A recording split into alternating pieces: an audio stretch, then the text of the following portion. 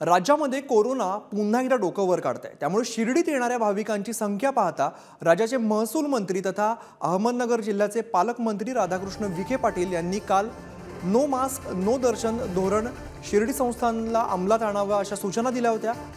त्या प्रत्यक्षात मात्र त्याची अंमलबजावणी अजून शिर्डी साईबाबा संस्थानकडून करण्यात आलेली नाहीये। याचा आढावा घेतलाय आमच्या प्रतिनिधींनी, पाहूया। कोरोनाचे रुग्ण वाढू लागल्याने आता शिर्डीच्या साई मंदिरातही नो मास्क नो दर्शन असे जे धोरण आहे ती राबवण्याची सूचना महसूल मंत्री आणि अहमदनगर जिल्ह्याचे पालकमंत्री राधाकृष्ण विखे पाटील यांनी दिलेले आहे। तसं बघितलं तर कोरोनाची जी माहिती आहे ती बहुतांशी लोकांना मिळते आहे।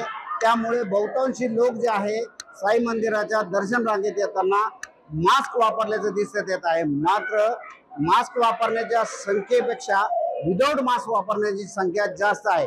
साई संस्थांनी अद्याप सर्वांना मास्कची सक्ती जी आहे ती केल्याचं दिसून येत नाही आहे। मात्र आपल्या आरोग्याची काळजी घेत अनेक जे साई भक्त आहेत ते दर्शन रांगेत मास्क लावून येण्याचे दिसत आहे। दर्शन रांगेत काहीसा काळ चालावं लागत असल्याने काहींचे मास्क जे आहे खाली आले आहेत, कारण की त्या ठिकाणी दम लागतो। मात्र मास्क वापरण्याची जी सक्ती आहे ती अद्याप सुरू केलेली नाहीये। काही संस्था कधी या गोष्टीची अंमलबजावणी करते हे पाहणं महत्त्वाचं ठरणार आहे। महसूल मंत्री राधाकृष्ण विखे यांनी जरी सूचना दिल्या असल्या तरी प्रत्यक्षात याच्या अंमलबजावणीची जी आहे अद्याप सुरुवात झालेली नाहीये।